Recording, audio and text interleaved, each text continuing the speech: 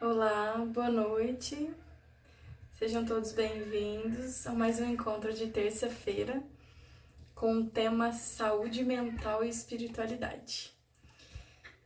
Hoje a gente vai abordar um tema importantíssimo que se chama saúde mental e as práticas espirituais, tanto na abordagem clínica de um setting terapêutico, quanto também com as pessoas que trabalham com a área da saúde, né?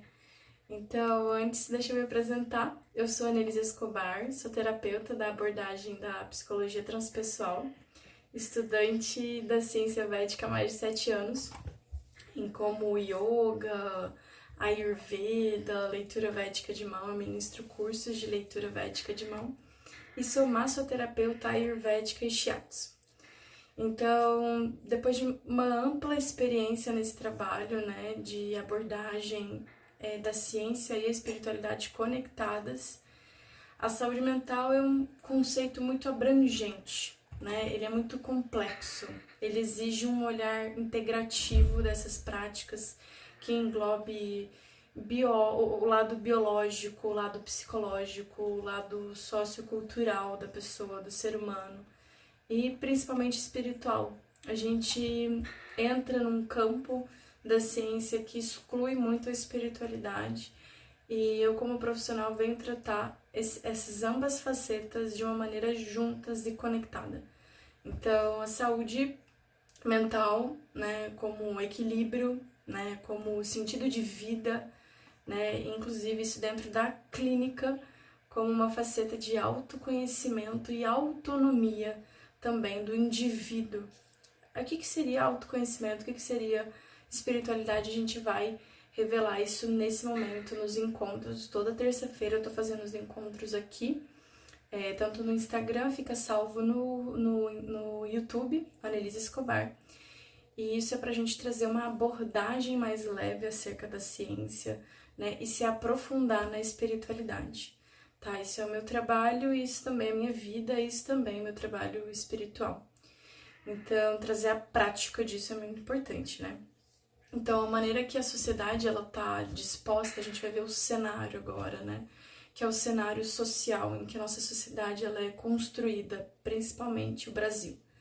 Então, ela tá causando essa sensação, né, na maioria das pessoas, de desamparo, desconexão, ansiedade por conta de todo esse cenário econômico também, essa impermanência, instabilidade. Isso a gente sabe que a depressão é a doença do século, né? Ela já foi detectada, inclusive o Brasil é o país mais ansioso, a gente ganhou esse prêmio aí, né? Essa bomba.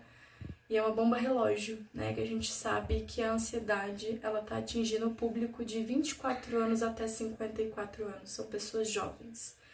Então, diversos fenômenos, né, que a gente vem trazer, psicológicos mesmo, do ser humano, ele se percebe de maneira realista sozinho. Ele se percebe diante de uma multidão de pessoas que estão somente em busca do dinheiro, de maneira desconectada completamente do seu propósito, de maneira completamente desconectada da sua espiritualidade. E a espiritualidade aqui, ela nem sempre vem conectada com a religião, a gente sabe bem disso. E, enfim, né, a ansiedade, síndrome do pânico, elas estão acometendo principalmente as pessoas que são dos 25 aos 54 anos, tá? Então, os profissionais, é importante a gente entender a faceta estrutural dessa questão, né? Os profissionais que não consideram a faceta espiritual, não sabem lidar de maneira adequada quando acontece um fenômeno de trazer a espiritualidade dentro de uma clínica, dentro de um hospital, dentro de um setting terapêutico. Então é isso que a psicologia transpessoal vem trazer, que a espiritualidade é um pilar da nossa sociedade, da nossa constituição como ser humano. A gente nasce ser humano, só que a gente se torna ser humano. Isso daí são diversos filósofos, pensadores vindo trazer essa perspectiva. Então, para a gente se tornar um ser humano, a gente tem princípios, caráter, ética, moral. E a gente, inclusive, anda numa progressão. a gente não anda para trás. Essa é a nossa intenção, pelo menos. Né? Então, diante dessa perspectiva, a palavra espiritualidade, muita gente aqui deve sentir ou já sentiu aversão a essa palavra, ou a palavra até mesmo religião. Né? Então, gostaria de saber se alguém aqui poderia comentar se já teve algum caso, alguma questão, ou de um profissional que teve aversão a essa palavra, ou a temas, ou quando você precisou falar num setting terapêutico e foi um pouco negligenciado, né? E por ser mal interpretado. Por favor, compartilhe comigo a sua experiência com profissionais assim e a sua própria experiência, né? Eu mesma, inclusive, nasci de um berço que tinha espiritualidade como um foco, né? E isso fez grande diferença estrutural na minha vida. Então eu sei o quão isso é importante porque eu vivo isso na pele, tá? Independente da minha vivência de templo, 3 anos em templo, 2 anos viajando pelo Brasil, isso não tem a ver em relação a não ou não, tem a ver com a desconexão ou não da espiritualidade. Então, um dos fatores que pode atrapalhar, obstruir o caminho disso, da espiritualidade do ser humano como indivíduo, é a racionalização, é a hiperracionalização. Então, a razão, ela é uma função da nossa psique. Então, a gente usa a nossa intuição, hora ou outra a gente usa os nossos sentidos, hora ou outra a gente usa a razão, outra hora a gente pode usar a emoção. E a racionalização é o que a gente mais tem usado. A nossa maneira de pensar, a nossa maneira de agir, ela tem uma maneira um pouco mais masculina, né? Então a gente vai trazer aqui os arquétipos feminino e masculino. E o masculino, ele vem sendo trazido muito, principalmente na América Latina, que é uma tendência a esquematizar, colocar coisas em caixa. Então, para eu me organizar, eu preciso ter um cronograma. Então, a gente está muito pautado nisso. E a razão tem a sua grande importância na nossa mente. Mas ela também tem um porém. Quando a gente hiperracionaliza, a gente não consegue pegar a polaridade feminina, que é a polaridade da transcendência, o olhar além. A gente não está falando aqui de sexismo, né? Todos os nossos seres, todos os nossos corpos, todo o universo, ele é feito de polaridades, inclusive todo ele também é feito de masculino e feminino, tá? Isso daí não é só uma visão do yoga, mas também dos arquétipos de várias tradições, filosofias e inclusive da psicologia. Então, a gente vai entender que a experiência espiritual que a gente vai ter, tanto num setting terapêutico, quanto numa massagem, a gente também pode ter isso, é a experiência espiritual voltada aos mecanismos que a gente tem internamente. Então, a gente consegue evidenciar os nossos padrões, os nossos mecanismos de defesa, ou quando o nosso ego falso nos pega, quando a gente começa a perceber esses mecanismos, que é exatamente no momento de vulnerabilidade. Então, quando a gente se sente num local confortável, quando a gente entra no estado meditativo, por exemplo, aí os neurotransmissores, eles vão facilitar isso, que é a nossa escala fisiológica. Então, se a gente está liberando altos níveis de cortisol, que é o neurotransmissor do estresse, a gente tem tendências inflamatórias maiores, a gente tem mais dor no corpo, a gente inclusive não consegue se conectar com a inteligência. Aí a gente vem trazer inteligência resoluta, que é um termo Buddha Yoga, que eu vou trazer aqui muito com certeza. Então essa defesa, esse estado de defesa, esse estado de alerta a todo momento, leva o sujeito a se comportar de uma maneira a ficar justificando tudo, né? De uma forma superficial, de uma maneira racional, e esquece que a vida tem infinitas facetas, inclusive a intuitiva. Então a gente vê a depressão atingindo pessoas milionárias, a gente vê a depressão atingindo pessoas de estado de miséria. Então a gente sabe muito bem que a depressão, ela não é justificável por um motivo apenas. Ela pode ser química, do nosso corpo, ela pode ser a fisiologia toda do nosso corpo, ela pode ser uma predisposição genética a acontecer, ela pode ser um fato, um momento depressivo, que é diferente da patologia, a gente não quer aqui focar nos diagnósticos, né? Então, a discussão que é envolvida nesse aspecto é como que essa reação a essa sensação de desamparo, né, que eu comentei acima, essa sensação da solidão, né, a gente tá na sociedade do cansaço, e a sociedade do cansaço, a gente já pode, sim, abordar o capitalismo, o materialismo, não sei o quê, mas ela constata, né, que o surgimento de uma forte tendência de buscar valores sobrenaturais. E esses sobrenaturais, a gente não tá falando aqui de extraterrestres. Não é o foco, né? Independente da crença nossa que a gente tenha. Independente desse campo, né, que a gente vem tratar. Então, a religião, sim, ela pode entrar nesse aspecto, a maioria delas entram nesse aspecto transcendente do ser humano, mas a gente agora tem que passar a desmistificar esse fenômeno, né? Inclusive tem um pensador muito bom, fantástico, o Berger, que ele fala que é um rumor dos anjos. Eu acho isso fantástico, assim. E esse rumor dos anjos, ele fala que a espiritualidade, ela se refere à experiência com o contato transcendente, que são estados de consciência alterado. Então, por exemplo, o que é estado de consciência alterado? Eu estou aqui com vocês e eu estou prestando atenção somente aqui. Eu não estou pensando o que eu tenho que fazer amanhã, de maneira alguma. Não estou pensando o que eu não fiz. E isso é um estado de mindfulness. É completamente no agora. E mindfulness, vocês sabem bem, né? Que ele é uma técnica, ele é somente uma técnica, né? Que não reduzindo ele também, que é uma técnica utilizada, inclusive já cientificamente comprovada, ela é utilizada para doenças crônicas. A gente está falando aqui de doenças realmente pesadas, fortes, intensas, que estão aí desde o começo da vida da pessoa. Então, esse fator de estado de consciência elevada é exatamente o estado de consciência da verdade, que é o ser humano sem a ansiedade, pensando no futuro, o que vai ser, o que será, não sei o quê, e nem no passado. Ai, minha vida antes era tão mais fácil. Será?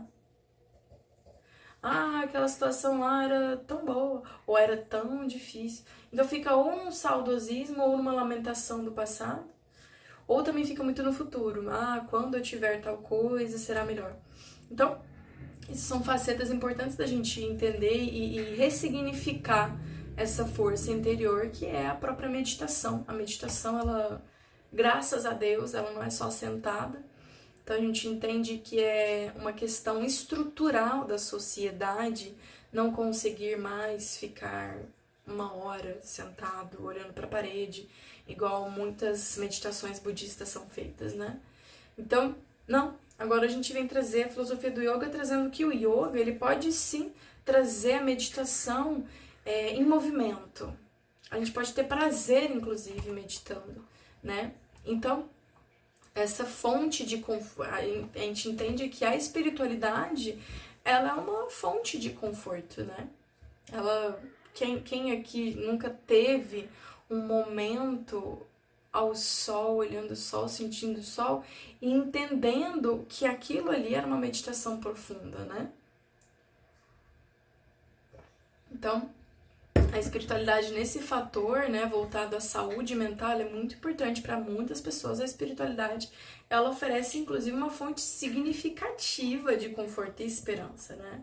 Principalmente em tempos como pandemia, como crise de ansiedade, e é um amparo muito forte, a gente não pode negar, né? Pode ser crucial para a saúde mental, porque isso ajuda a gente a se ancorar, ter essa base, né? A gente precisa ter um solo para pisar.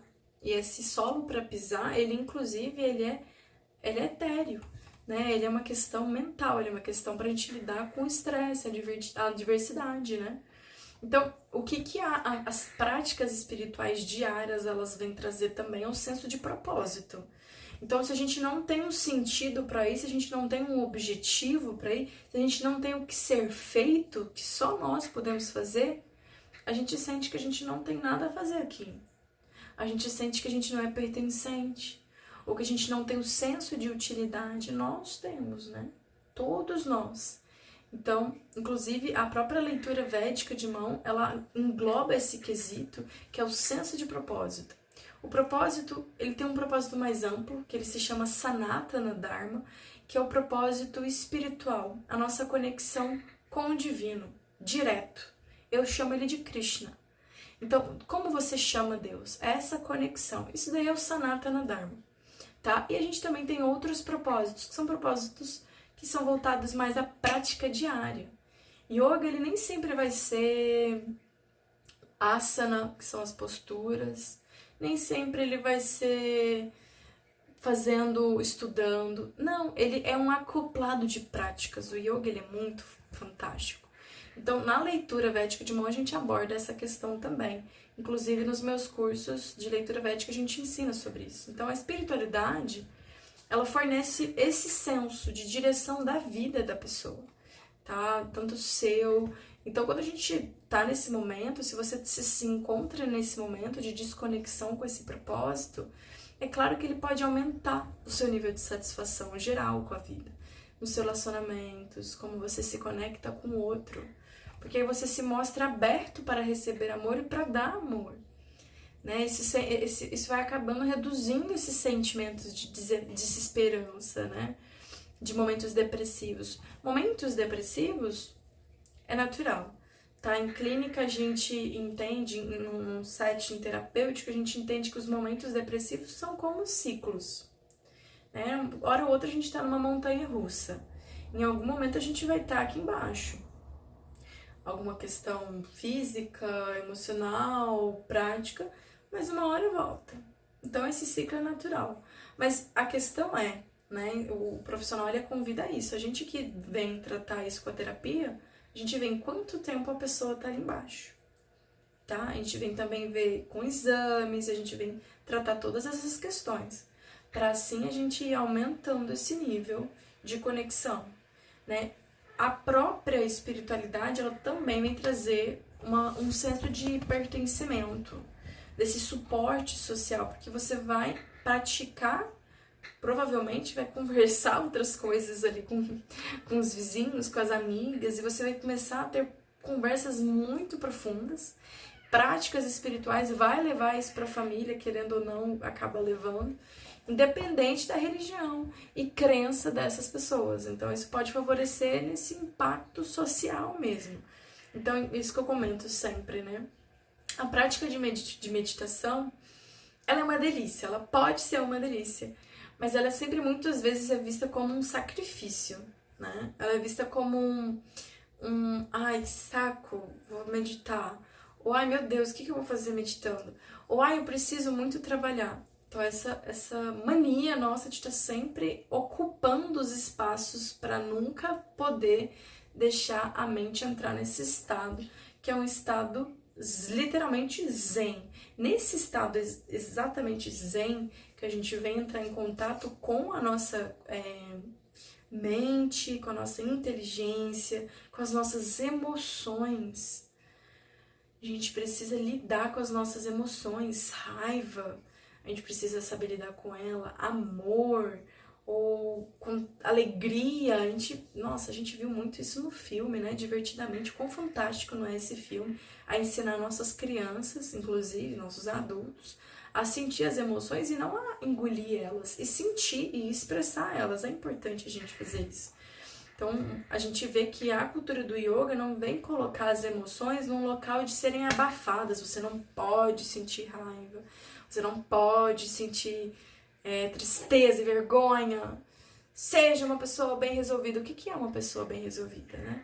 Ela vem trazer as emoções dela, ela consegue colocar para fora as emoções dela, mas ter domínio sobre elas também, entende? Poder transmutar a raiva numa dança, transformar a tristeza num choro. O choro é extremamente bem-vindo. Então, trazer a alegria numa grande risada e gargalhada alta. Isso é importante, a gente não ficar se reprimindo, porque inclusive isso vai para o nosso corpo. A gente tem pontos energéticos no nosso corpo, não só os 7 chakras, a gente tem milhões de chakras. Então, nesses pontinhos vão se acumulando energias que a gente vai chamando de marmas, né? Que são pontos que vêm trazer muito essa conexão com nossa emoção, tá? E é importante a gente ter esse nível de conhecimento que tudo que tá na nossa mente também vai pro nosso corpo. Então, por que que uma pessoa tá com câncer? Por que que a pessoa tá com ansiedade? A gente entende, tem momentos ansiolíticos. Tem momentos depressivos. Normal. Mas a gente vem... É natural, né? Mas a gente vem enfrentando, a gente vem trazer o enfrentamento. A terapia, o setting terapêutico, nada mais é do que esse enfrentamento ao olhar, né? A noite escura da alma, né? Essa faceta da alma, que é a faceta que a gente precisa olhar. E exatamente isso que na terapia a gente vai fazer isso. O setting terapêutico vem trazer sobre questões problemáticas, mas a gente também vem trazer sobre resiliência, né? E a espiritualidade, ela é um recurso. Se a pessoa não quiser trazer a espiritualidade, também hiper bem-vindo, né? A gente tá no mundo da matéria também, né? Então, isso pode ajudar e muito, né? Assim, o significado.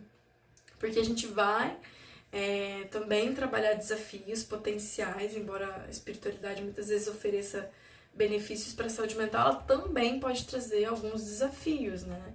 Por exemplo, conflitos interreligiosos, ou dentro de uma prática espiritual, ou dentro do seu centro de yoga, né? Então a gente sabe que a gente está lidando com pessoas, né? Todos os seres humanos são falhos, a gente vem trazer isso também. Então a gente tem que saber diferenciar, né? O joio do trigo. Então, entender que existem crenças que estão em religiões ou que estão em cultos ou em rituais, que a gente tem que ter uma análise crítica acerca daquilo para a gente entender quando é que a gente deve realmente aceitar aquilo com submissão e quando que não, isso não é a minha verdade. Né? Isso é importante também a gente entender, ter esse olhar crítico acerca de tudo. Na Bhagavad Gita, a Bhagavad Gita é uma das principais escrituras que a gente tem no yoga. E a Bhagavad Gita, a gente traz o arquétipo, o personagem que existiu, que foi Arjuna. Então Arjuna, ele perguntava a todo momento a Krishna, né? Então, Krishna, como Deus, estava sempre respondendo. E Arjuna perguntava, nossa, mas o que você parece me falar parece um pouco contraditório. Eu tenho que agir, eu tenho que levantar e lutar, mas eu também não posso deixar de fazer tais coisas. Então, ele estava ali como um discípulo rendido, mas sempre questionando. E esse é o nosso papel que a gente tem que também fazer diante a vida e diante a Deus também. Indagar e perguntar e se relacionar também com ele. Porque Deus, sendo a qualificação, todo atrativo e com todas as qualidades, a gente poderia sim ter essa relação mais íntima, né? Sendo a pessoa que tem um amor condicional mais profundo pela gente, né? Então, essas abordagens terapêuticas, né? Alguns terapeutas podem englobar isso de maneira muito sutil. Mas a espiritualidade, ela é prática, né? Ela é extremamente prática durante os tratamentos, com os pacientes. A espiritualidade, inclusive, ela é colocada nos meus tratamentos de massagem. Isso é importante, fazer a conexão com a pessoa. Então, quando eu coloco cada cristalzinho na pessoa, eu mentalizo que todos aqueles chakras estejam alinhados por aquele momento que a pessoa leve para aquele momento. Alinhamento de chakra, ele é feito a todo momento, né? Não é só o cristal que vai trazer isso pra gente. Isso é importante, né? Em 1988, a OMS ela incluiu a dimensão espiritual pro conceito de multidimensionalidade de saúde. Isso foi um marco histórico, né, de sentido de vida para as pessoas. Isso foi muito claro, foi um avanço gigantesco na medicina. Então, para entender esse termo espiritualidade, é muito importante a gente distingui-lo de religião. Isso aí é muito importante, porque o aspecto religioso, ele vem trazer um aspecto institucional, né? Então ele vem trazer a forma, a vivência, como é feito, os ritos, os momentos, os estudos, né? Então, como você cultiva a sua espiritualidade? Ela é dependente ou codependente da sua religião? Me diz aqui, comenta aqui pra você como que é isso. Quem tá aí vendo, quem tá aí assistindo, comenta isso, eu quero saber. Tem um pensador que chama Stropa e Moreira Almeida, ele de 2008, se eu não me engano.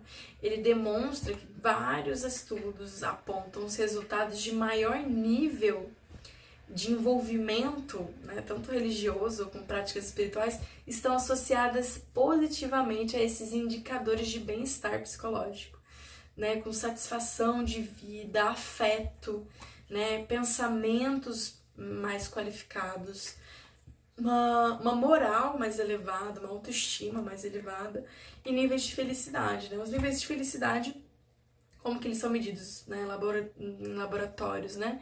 São os neurotransmissores cultivados na gente, né? Então, entender isso.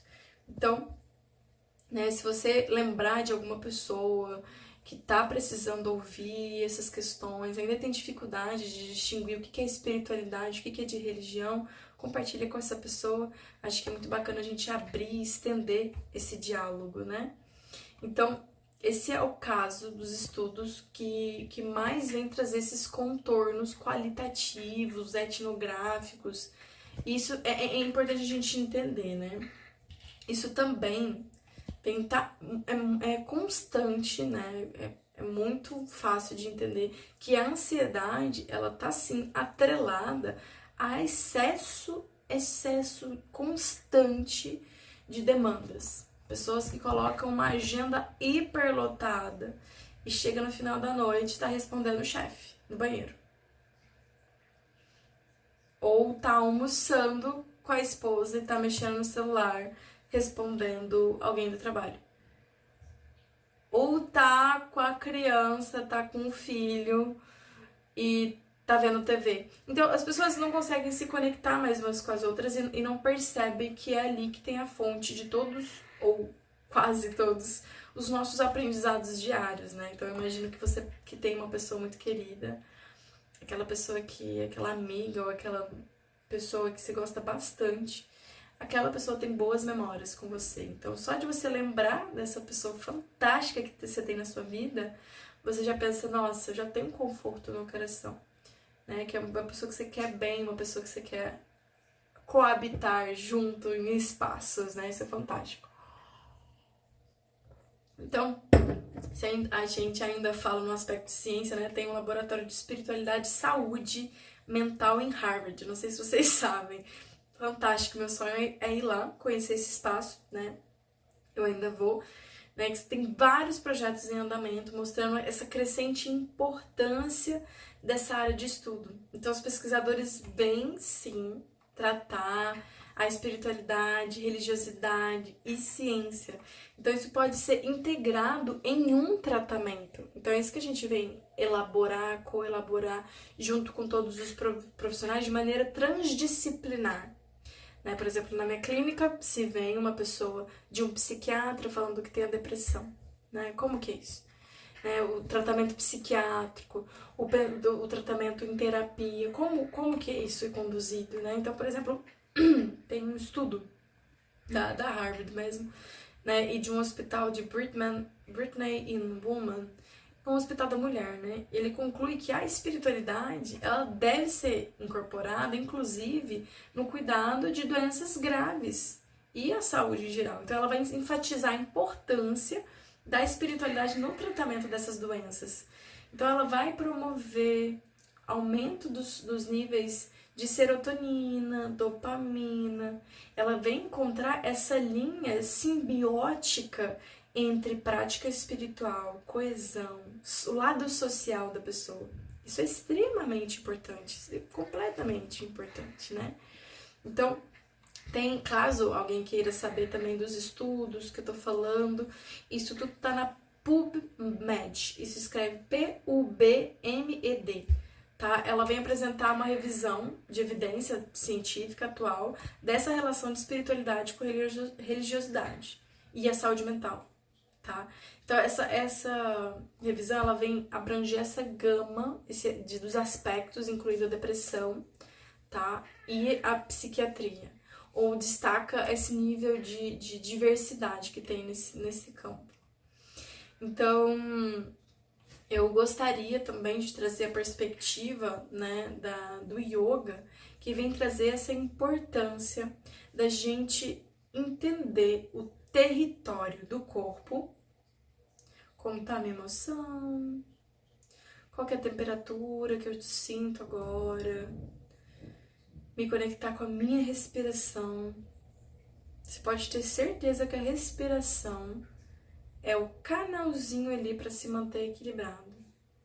E isso não é só a filosofia do yoga, não. Isso é a filosofia da vida, tá? A gente não vive sem respiração. A primeira coisa que a gente faz quando a gente nasce é a respiração, tá? Entender isso. Então, o yoga vem trazer isso, corpo. A gente vem trazer o cuidado do corpo, o autocuidado. O autocuidado não é luxo, ele é essencial. O autocuidado não é frescura, ele evita a doença. Então, o autocuidado, a gente vai entrar em contato com a alimentação, segundo os preceitos de Ayurveda, que é uma alimentação à base de plantas, tá? E é uma delícia. A gente vai entrar até também relacionamentos afetivos, como que tá sendo essa relação. O corpo mesmo, o abraço libera serotonina, gente. É mágico, um abraço é mágico. A gente vai trazer também o contato com o exercício físico. Poxa, a gente não precisa, eu sempre comento, a gente não precisa de um PhD trazer a importância das questões básicas, né? Ou precisa? Então, essa busca pelo bem-estar está muito fundamentado no yoga. E a gente vem cuidar da mente. Depois a gente cuida do corpo, fazendo uma massagem, fazendo um banhozinho quentinho, para vasodilatar o nosso corpo e a gente ficar confortável nele. Isso é muito importante. A gente vem para a mente. A mente, ela é um campo, um território extremamente vasto, que você sabe bem, que você lida com ela todos os dias, mas ela existe na Bhagavad Gita uma linda, fantástica analogia, que é a analogia da carruagem, né? A carruagem, ela é regida por cavalos. E esses cavalos, e a gente tem também a pessoa que tá ali gerenciando essa carruagem. Os sentidos nossos, né? O olho, o olhar, o que a gente está escutando, eles são sentidos. E eles vão muito fortes onde dá prazer pra gente. A gente vê uma água, a gente quer beber ela. Deliciosa, alcalina, gostosa. Dá um prazer. Então, é muito fácil para nossa mente ir direto no prazer. Então, a necessidade da gente também domesticar e dominar, esse domínio é seu mesmo, é controlar.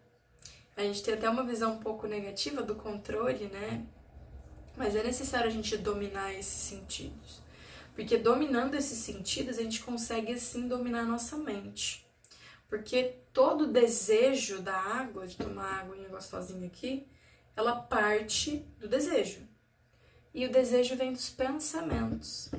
Como está a qualidade dos seus pensamentos? O que você tem pensado? Muito importante, muito importante. Aí depois da escala da mente, isso a gente vai fazendo todo dia, não tem um momento que chega, pronto. Tem um termo que se chama Goswami no yoga, né? É uma palavra em sânscrito. Que é aquele que domina todos os seus sentidos. Ele não é escravo dos sentidos, ele é senhor dos sentidos. Então os sentidos, eles vão me servir até um certo ponto. Então eu vou tomar água porque é necessário. Muito bom. Pronto, eu preciso tomar água. Mas eu preciso tomar um vinho? Não preciso. Os estudos nos Estados Unidos já foram comprovados que a gente não precisa nem uma dosezinha de vinho. Então a gente precisa, para combater a ignorância, a gente precisa combater isso com conhecimento. Então partiu da mente, já partiu, agora vamos fazer um trabalho terapêutico para descobrir o que está oculto. Então aqui a gente vai trabalhar com um pouco mais de retidão, alinhamento, protocolo terapêutico. Isso é extremamente importante. Então, inclusive, eu trabalho sim. Eu trabalho com protocolo terapêutico de até 3 meses, que a pessoa vem trazer algo específico, que inclusive é o tratamento que a gente indica depois da leitura védica de mão. 3 meses. E tem também o atendimento terapêutico convencional, que são semanalmente. Inclusive, ele é indicado para casos de ansiedade, burnout, depressão, né? Crise de pânico, ou outras doenças, ou casos mais fortes de lidar com a morte de alguém. Isso é importantíssimo, trabalhar com a mente. E depois a gente vem da escala espiritual. Olha aqui, ó. Isso tudo é feito simultaneamente, né? Não tem como não ser feito simultaneamente. Todos nós fazemos, inclusive o ateu também faz a escala dele espiritual. Isso aí a gente vai abordar em outra live. É um tema muito profundo. Mas a gente vai trazer a escala espiritual.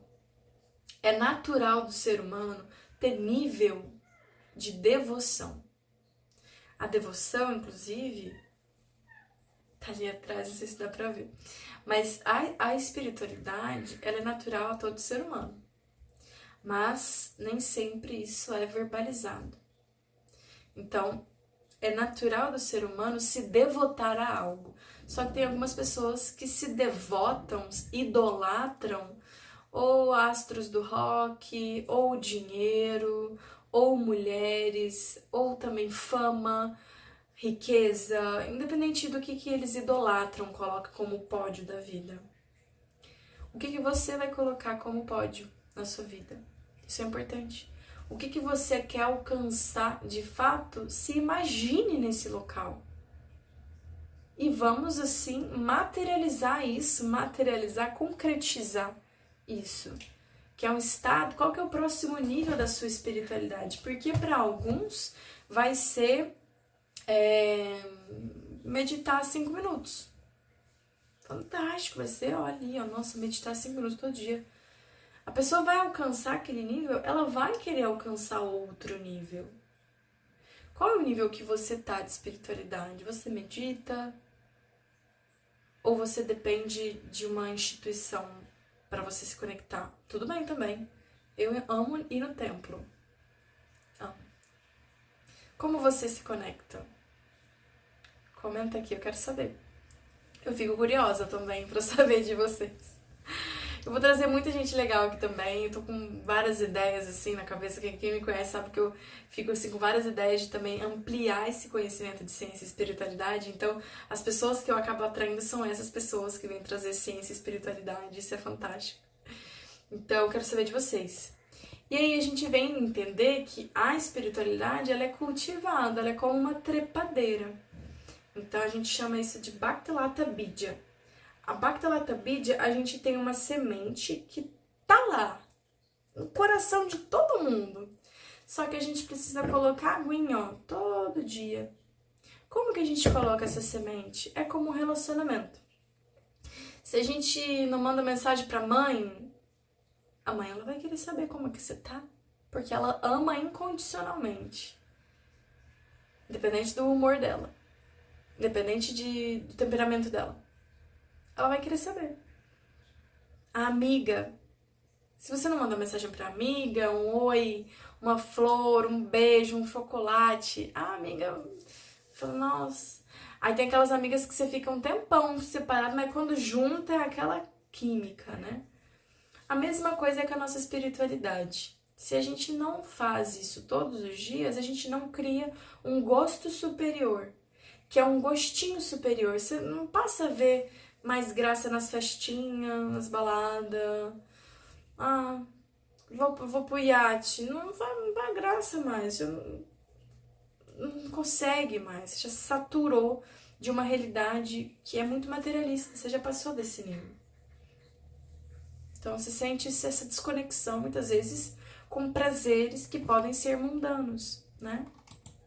Então isso é importante a gente entender, né, essa faceta. E a espiritualidade a gente pode trazer diversas práticas também, né? A importância disso é fantástica. A gente entende que a espiritualidade ela está em todas as escalas, hábitos diários, dentro da alimentação saudável, dentro do setting terapêutico, a gente engloba todas essas questões, né? Em todas essas facetas, né? Isso é importantíssimo. Então, eu acho importante a gente tratar, para a gente finalizar isso, que a espiritualidade ela pode ser vista de duas maneiras. De uma maneira positiva e de uma maneira negativa. Sim.